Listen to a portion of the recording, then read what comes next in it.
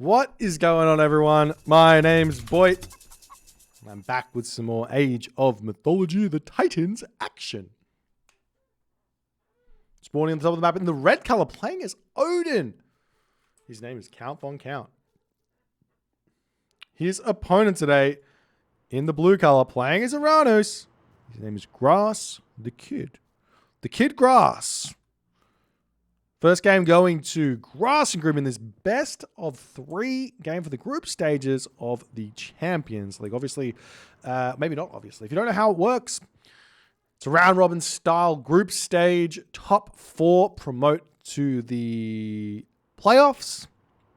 And the playoffs is a single elimination bracket whereby the first place of Division A, Osiris Division or Artemis, whichever one you call it, and the fourth place of Division B play each other in a cross. Same two for the other way, and then same two again, second and third place play like that. And that's how we decide the seedings basically for the playoffs, and then the players play each other, and they get through the tournament, and then we crown a first place, second place, third place, and fourth place winner by the end of it. So we'll see what's going to happen here. Relics have been spotted here already. What the Thundercloud Shawl. This is a big, big relic for an Odin player to be finding here in this game. Meanwhile, on the other side of the map, we do have a Black Lotus, which is a big, big relic for both players to have, but more importantly, a big relic for the Atlantean to have here, because most likely he will be stuck in his base at some point here and maybe wanting to farm. So it's going to help out quite a bit in the Classical Age and throughout the game as well. Now, the big question here is going to be, what sort of a strategy does Count Von Count go for here? I haven't really seen him have, I've only really ever seen him rush with Odin. He's rushed Chemo's Ra.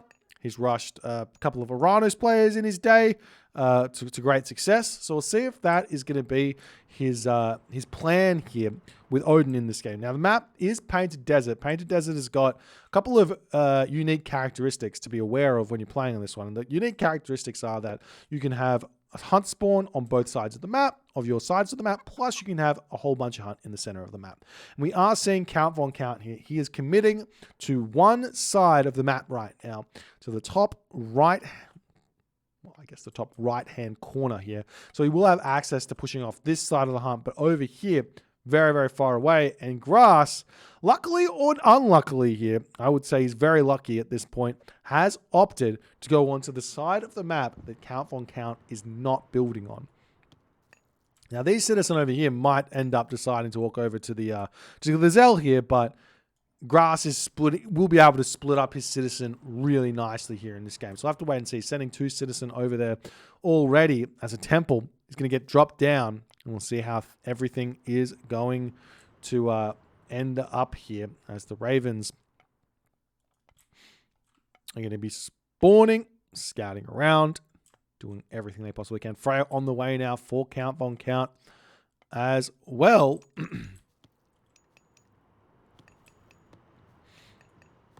Nice and fast. No real surprises here. This seems to be around about the timing that most Norse players are advancing. 4 gatherers, 4 dwarfs, and either 6 or 7 gatherers. So this is just the 6th gatherer one, so about 14 seconds faster than the average 11 gatherer, 4 dwarf kind of opener for Norse.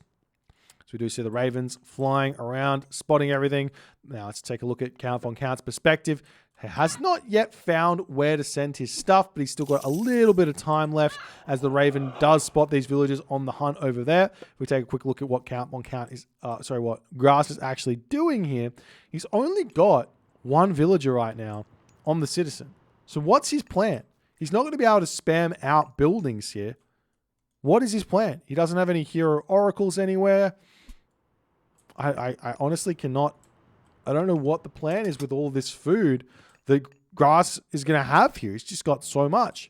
We take a quick look at Count Von Count's perspective. He still hasn't spotted where the hunt is as he comes up over here, and he will be seeing those villagers there and immediately be sending his Valkyrie over onto that location. Meanwhile, attacking the villagers on these Zebra in the main base there as Grass here now throwing down military barracks, and military barracks here super early. So he has actually managed to afford everything he needs to here in the start of this game. And this is a very, very interesting start here for Grass as the Prometheans coming in onto this position. We do see the forest fire hitting the villages there. As the Promethean here going to be getting taken down. Both those military barracks are coming through here as well. As the Promethean does get taken down, I imagine Grass is going to be sending that across the map to start looking for some scouting information plus some damage.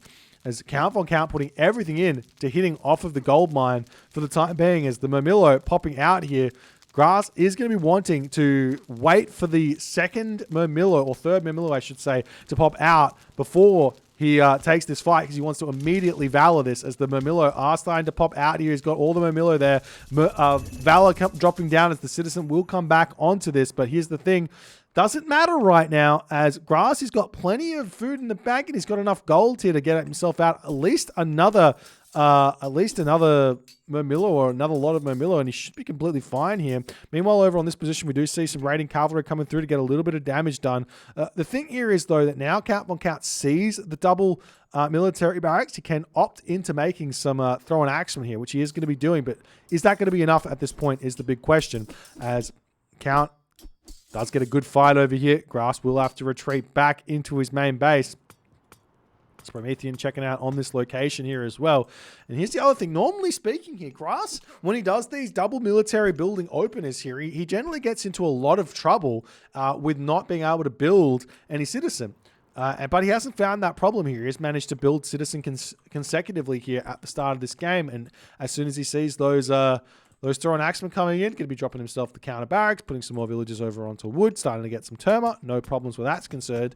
As we do see, Count Von Count here is taking a little bit of pressure here, losing the mana over there as the Promethean Offspring very, very smartly getting kept away from the Ursa. As a little bit of damage comes through, Count Von Count going to be retreating away as the throwing axemen coming in to try and deal with this one. Meanwhile, more units coming through as the raiding cavalry getting thwarted on that cheeky little raiding attempt there by those Murmillo. Count Von Count not paying attention there, as the Ursa coming in over here trying to take down the military barracks, as the Citizen getting pushed back ever so slightly as all the units here for Grass are out of position. But I mean, another thing that Grass can do here is just put these villagers over onto this gold mine over here, take these Citizen off, chuck them over onto the food, and he could be completely fine there for a little bit as well, as Count is out of position where that's concerned, as Grass is just happily taking down houses here.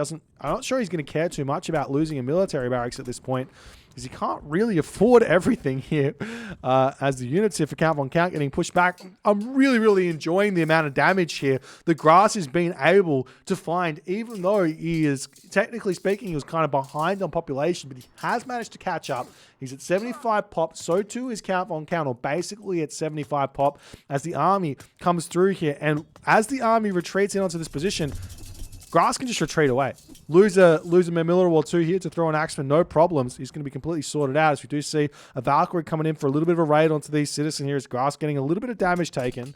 So he's going to have to sort that one out fairly soon here, as the Kyribalis is sitting, waiting here, as Grass is being housed for a little bit, as the Shockwave comes in. The throwing axeman getting caught out of position, getting completely cut off, taking so much DPS here by those Murmillo. Count going to be retreating away, and he cannot continue here, deciding to tap out at that moment.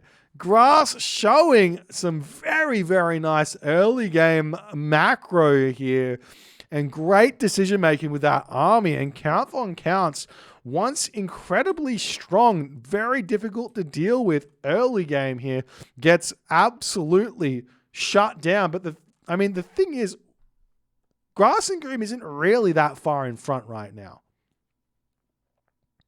He's about to snipe a Citizen, or Count Von Count. Obviously, he's going to be losing a lot of these units, but he can just run around this way. He shouldn't, instead of trying to run through the units, just run around. Yeah, you're taking a little bit of damage. The Ursa can come around, and you can take the fight a little bit later. But yeah, this game is not...